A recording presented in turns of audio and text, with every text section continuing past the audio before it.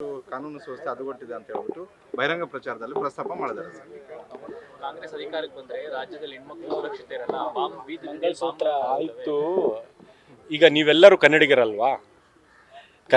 ಕರ್ನಾಟಕದಲ್ಲಿ ಹನುಮಾನ್ ಚಾಲಿಸ ಆಗಲಿ ಅಥವಾ ಬೇರೆ ಯಾವುದೇ ಧರ್ಮದವರು ಅವರ ಧರ್ಮ ಪಾಲನೆ ಮಾಡೋದಕ್ಕೆ ಸಾಧ್ಯವಿಲ್ಲ ಅಂತ ನರೇಂದ್ರ ಮೋದಿ ಅವರು ಹೇಳಿದರೆ ಎಲ್ಲ 6.5 ಕೋಟಿ ಕನ್ನಡಿಗರಿಗೆ ಇದು ಅವಮಾನ. ಇದು ಕರ್ನಾಟಕದ ಸಂಸ್ಕೃತಿ ಇದೆಯಲ್ಲ, ಅದು ಎಲ್ಲರಿಗೂ ಒಂದು ಶಾಂತಿಯ ತೋಟವಾಗಿ ಹಿಂದೂಗಳು ಅವರ ಆಚರಣೆಗಳು ಮಾಡ್ತಾ ಇದ್ದಾರೆ, ಮುಸಲ್ಮಾನರು ಅವರ ಆಚರಣೆಗಳು ಮಾಡ್ತಾ ಇದ್ದಾರೆ, ಕ್ರೈಸ್ತರು ಅವರ ಆಚರಣೆಗಳು ಮಾಡ್ತಾವ್ರೆ. ಎಲ್ಲ ಜಾತಿ ಎಲ್ಲ ಧರ್ಮದವರು ಸುಖವಾಗಿ ಇದ್ದೀವಿ.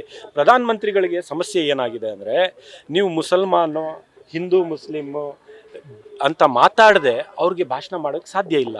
ಯಾಕೆ ಸಾಧ್ಯ ಇಲ್ಲ ಅಂದರೆ, ಜನ ಇವತ್ತು ಕೇಳ್ತಾ ಇದ್ದಾರೆ, 10 ವರ್ಷದಲ್ಲಿ ನೀವೇನು ಮಾಡಿದಿರಿ? 10 ವರ್ಷದ ಅಧಿಕಾರ. ಯಾರೇ ಸಾಮಾನ್ಯವಾಗಿ ಅಧಿಕಾರ ನಡೆಸುವಾಗ 10 ವರ್ಷ ಅಧಿಕಾರ ನಡೆಸಿದರೆ ನಾವು ಏನು ಮಾಡಿದ್ದೀವಿ, ನಮ್ಮ ಸಾಧನೆ ಏನು ಅಂತ ಹೇಳಿ ಓಟ್ ಕೇಳಬೇಕು. ಪ್ರಧಾನಮಂತ್ರಿಗಳು ಅವ್ರ ಸಾಧನೆ ಬಗ್ಗೆ ಮಾತನಾಡ್ತಾ ಇದ್ದಾರಾ?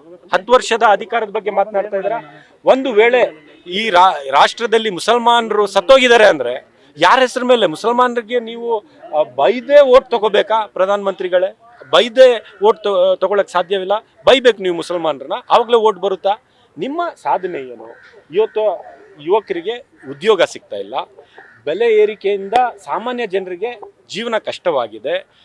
ಇವತ್ತಿನ ಶ್ರೀಮಂತರು ಅತಿ ಶ್ರೀಮಂತರು ಆಗ್ತಾ ಹೋಗ್ತಾವ್ರೆ, ಬಡವರು ಅತಿ ಬಡವರು ಆಗ್ತಾ ಹೋಗ್ತಾವ್ರೆ. ಸಾಮಾನ್ಯ ಜನರಿಗೆ ಜೀವನ ನಡೆಸೋಕ್ಕೆ ಕಷ್ಟ ಆಗ್ತಾಯಿದೆ. ಅದ್ರ ಬಗ್ಗೆ ಮಾತನಾಡಿ ಅಂದರೆ ನೀವು ಅಟೆನ್ಷನ್ ಡೈವರ್ಟ್ ಮಾಡೋದಕ್ಕೆ ಮುಸಲ್ಮಾನರು ಅಂತ ಹಿಡ್ಕೊಳ್ಳೋದು, ಕರ್ನಾಟಕಕ್ಕೆ ಹೋಗಿ ನೋಡಿ ಹಿಂದೂಗಳು ಸುರಕ್ಷಿತವಾಗಿಲ್ಲ ಅಂತ ಹೇಳಿದ್ರೆ ಕನ್ನಡಿಗರ ಅವಮಾನ. ಇದು 6.5 ಕೋಟಿ ಕನ್ನಡಿಗರ ಕರ್ನಾಟಕದ ಸಂಸ್ಕೃತಿಗೆ ಮೋದಿಯವರು ಅವಮಾನ ಮಾಡಿದ್ದಾರೆ ಅಂತ ನಾನು ಹೇಳಕ್ಕೆ ಬಯಸ್ತೇನೆ.